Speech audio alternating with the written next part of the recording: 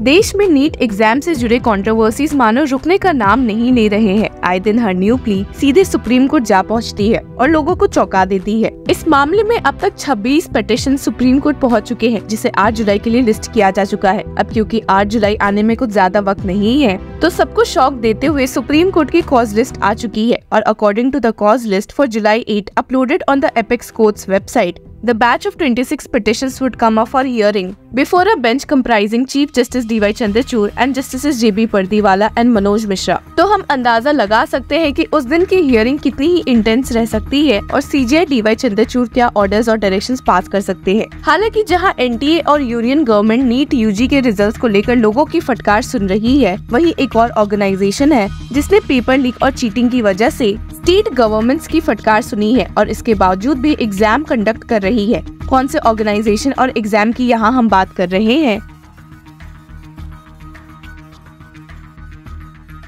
तो पहले देखते हैं कि यहाँ कौन से एग्जाम की बात हो रही है। According to the official notification issued by CSIR council of scientific and industrial research which comes under the Ministry of Science and Technology, और जो कि PM नरेंद्र मोदी के अंडर आता है, ने ये डिक्लेयर किया है कि वे सेक्शन ऑफिसर और असिस्टेंट सेक्शन ऑफिसर के सेकेंड फेज एग्जाम को जुलाई 7 को लेंगे। Only those candidates will appear in this phase who have declared the first phase examination। पर मामला यहाँ संगीन हो जाता है जब CSIR ने इस एग्जाम में इन्वॉल्व सारे कंट्रोवर्सीज और एलिगेशंस को इग्नोर करने के बावजूद भी एग्जाम लेने का सोचा है। तो बात ऐसी है कि Ahmedabad based Edutest solutions private limited, जो कि इस एग्जाम को कंडक्ट करवाते हैं और करवाने वाले हैं, was blacklisted by the Uttar Pradesh government last week in a paper leak case. जी हाँ, आपने सही सुना। सिर्फ यही नहीं बल्कि एडुटेस्ट फाउंडर सुरेश चंद्र आर्या एक हिंदू ऑर्गेनाइजेशन के प्रेसिडेंट भी है और PM Modi often attends his programmes. जितना आपके लिए ये सुनना शॉकिंग था, उतना ही बाकी लोगों के लिए। पर आपको बता दें कि इस कंपनी के मैनेजिंग डायरेक्टर विनीत आर्या को जेल भी हो चुकी है। लेकिन इन सब के बावजूद भी the company continues to get exam contracts from the BJP governments. और सिर्फ यही नहीं बल्कि अजम्पशन तो ये भी हो रहे हैं कि विनीत आर्या ने डर के मारे देश छोड़ दिया है, क्योंकि यूपी पुलिस द्वारा उनके अरेस्ट की आशंका है। मामला और गंभीर है क्योंकि यूपी पुलिस के अलावा एक और स्टेट की पुलिस इस मामले में जांच कर रही है और इसके बावजूद भी इस एग्जाम का दूसरा फेज हो रहा है और वो भी एडु टेस्ट द्वारा ही।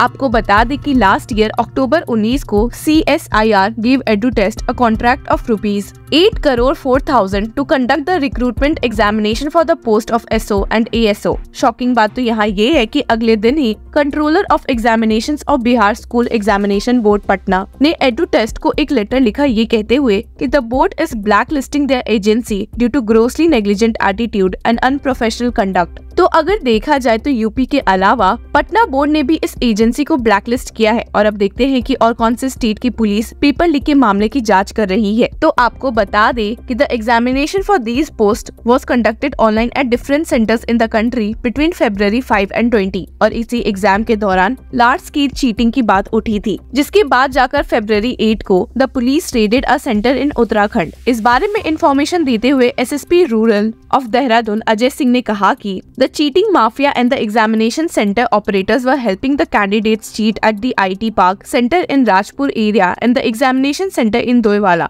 The examination system was hacked by taking remote access to the server room। सिर्फ यही नहीं बल्कि इस केस में कई FIR भी फाइल हो चुके हैं चीटिंग को ध्यान में रखते हुए। और तो और पुलिस की जांच के दौरान Doon valley college of professional education the examination centre located in Doiwala Dehradun में हुई चीटिंग के बारे में कुछ इन्फॉर्मेशन मिली थी। इस मामले में दोईवाला CEO अभिनय चौधरी ने क्या कहा है, एक नजर डालते हैं। SIR की परीक्षा चल रही थी जो कि ऑनलाइन परीक्षाएं होती हैं, तो यहाँ ऊपर 4 या 5 लैब हैं जिसमें कि परीक्षाएं की जा रही थी।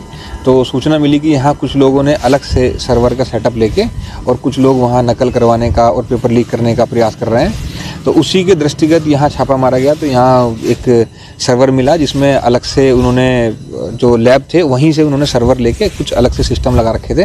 तो कुछ 4-5 लोग हमने पूछताछ के लिए बैठा रखे हैं और उसमें पूछताछ और बाकी सारी चीज़ें चल रही हैं।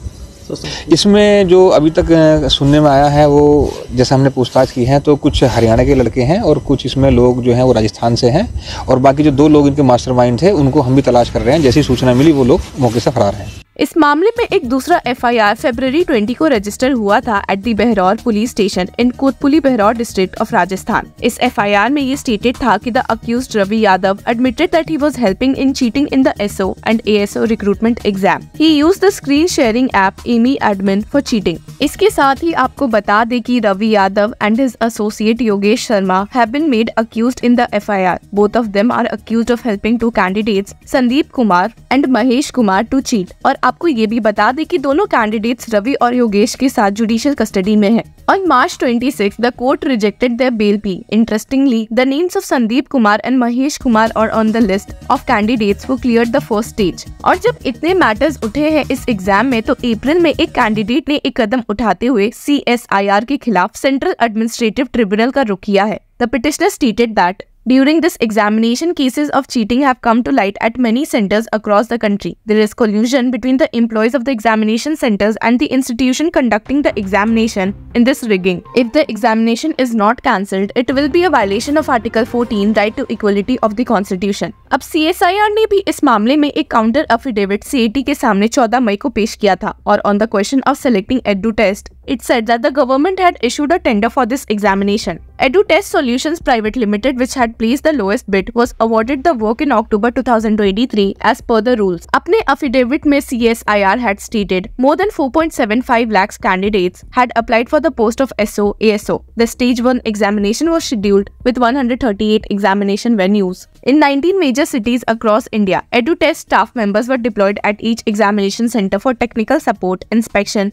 monitoring and assistance, etc. Apart from this, CSIR headquarters had appointed 2 of its senior officers as supervisors at these examination venues. Jammers were also installed at each examination venue by the government. The examination was conducted under CCTV surveillance. Biometric data along with photographs of all candidates were captured digitally at the examination center. हालांकि इस मामले में इतने FIRs और इतने city में ये cases file होने के बावजूद CSIR का यही क्लेम है कि एग्जाम में कुछ गड़बड़ी नहीं है और स्टेट किया है कि the applicants are trying to disrupt the entire recruitment process on the basis of 2 FIRs lodged in Dehradun and Rajasthan without any evidence. और तो और राजस्थान के सिचुएशन के बारे में CSIR has said after the last date of examination 20 February 2024 an incident of cheating was reported in Kotpuli Behraur Rajasthan. Rajasthan police had lodged an FIR on 21st February 2024 and arrested some people for allegedly helping candidates cheat using a screen sharing app at Chandigarh Delhi examination centers. जहां students की मांग है कि ये exam cancel होना चाहिए, वहीं CISR का क्लेम है कि इस मामले में एविडेंस जब तक नहीं मिलेगा तब तक कोई एग्जाम कैंसिल नहीं होंगे। तो देखते हैं कि आने वाले दिनों में किसकी चलेगी और क्या इस एग्जाम को लेकर भी इतने प्रोटेस्ट देखने को मिल सकते हैं या नहीं। इस बारे में अपनी राय हमारे साथ जरूर शेयर करें।